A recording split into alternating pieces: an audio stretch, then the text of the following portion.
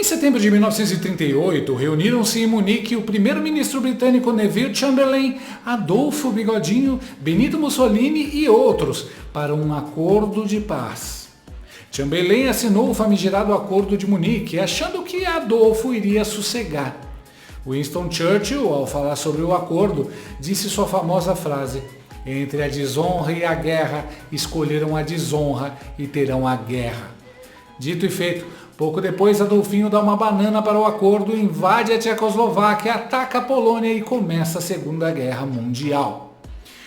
Quem também escolheu a desonra foi a Jovem Pan.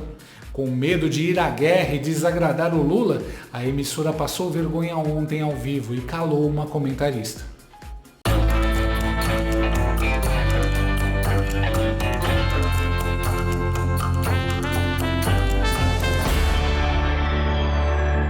Os tempos mudaram na Jovem Pan News. Antes ferrenho opositor da cleptocracia de Luiz Bebasso Lula da Silva, o canal de notícias passou a podar comentaristas que tentam fazer análises negativas sobre os fatos que envolvem o presidente da República. Durante a edição desta segunda-feira do jornal Jovem Pan, o apresentador Thiago Oberreich interrompeu o programa assim que Dora Kramer disse achar uma fala do Bebum de Garanhuns sobre a guerra em Israel muito agressiva. Olha como foi.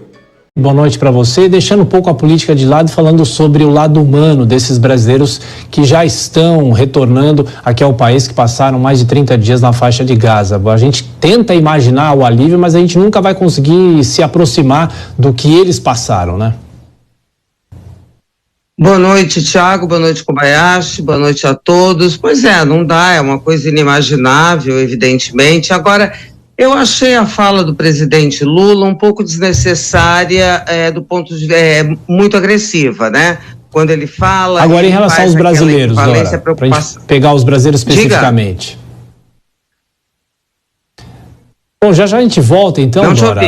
Deixa eu só acrescentar que a gente tem uma convidada aqui, daqui a pouco, como a gente já falou, desembarcam os brasileiros que estavam em Gaza, mas o que aconteceu com muitos deles que estavam em Israel e já foram resgatados? Que vergonha! Isso que é medo! Pelo jeito, o que havia de bom no jornalismo da Jovem Pan agora está na Oeste Sem Filtro. Já a Jovem Pan está ficando cada vez mais parecida com a Globo News, que ela atropelava todo dia na audiência. Mas por que esse desespero em quem ficou? Com um pouco de pesquisa, eu descobri que a intervenção do Thiago, que suspendeu o bloco de comentários do jornal Jovem Pan para entrevistar uma brasileira resgatada de Israel pelo governo, foi uma determinação da alta cúpula da emissora. O que está acontecendo? A Jovem Pan está em vias de chegar a um acordo com o Google para conseguir voltar com a monetização em seus vídeos no YouTube e por isso ela não quer se meter em polêmica. Além disso, a rede segue sendo monitorada pelo Ministério Público, que continua em busca de deslizes da empresa. Essa é a nossa democracia relativa hoje. De todo jeito, nem tudo está perdido.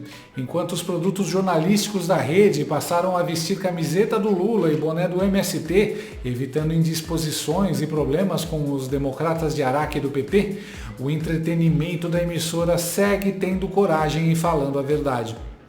No mesmo dia em que o Thiago interrompeu a Dora Kramer por tentar criticar Lula, o Pânico, que é responsável pelo maior ibope da rede, passou mais de meia hora falando sobre problemas causados pela picadinha da Covid. Coisa que o jornalismo nunca faria hoje. Qual a diferença? A diferença é que o Emílio Surita lida diretamente com o dono da emissora, o Tutinha. Já o Thiago, apresentador do principal telejornal do canal, responde e cumpre ordens dos chefes do jornalismo da Jovem Pan. Se ele não interrompesse a Dora, correria o risco de ser advertido pela diretoria e até mesmo suspenso de suas funções na emissora. Apesar do Thiago nunca ter emitido opiniões na rede, ele é visto por um dos diretores como uma figura radical. A sua saída do Jornal da Manhã, marca de maior peso do canal, aconteceu justamente pela avaliação de que ele era muito associado ao antigo momento da Jovem Pan, sabe? Quando ela não tinha medo de falar a verdade. A gente já sabia que isso ia acontecer. Ainda na campanha para presidente, Lula disse que iria regular a imprensa.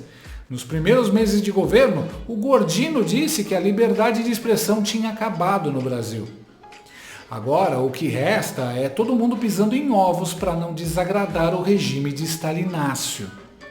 No último mês, nós já vimos 2 jornalistas pedindo desculpas por terem dito algo que desagrada os petistas, Mônica Waldvogel e Jorge Pontual. Mas como eles são da Globo News, ninguém estranhou, né? Agora, ver um jornalista da Jovem Pan com medo do PT já é mais chocante. Numa democracia, o normal é o governo ter medo dos jornalistas. Quando os jornalistas têm medo do governo, é porque não há mais liberdade. E não adianta a Jovem Pan calar seus profissionais, entrevistar a Tabata Amaral e colocar o Edinho do PT no Morning Show, como fizeram ontem. Assim como Chamberlain, a Jovem Pan fez um acordo de paz com quem não cumpre acordos. A Jovem Pan vendeu a alma para continuar no ar e vai perder a alma e a audiência. Ou, como disse Churchill, escolheu a desonra e terá a guerra. Engole o choro e faz o L. Gostou desse vídeo? Então inscreva-se no canal, comente, curta e compartilhe com seus amigos. Não gostou? Compartilhe com seus inimigos. Até o próximo vídeo, se o mundo não acabar antes. Por hoje é só.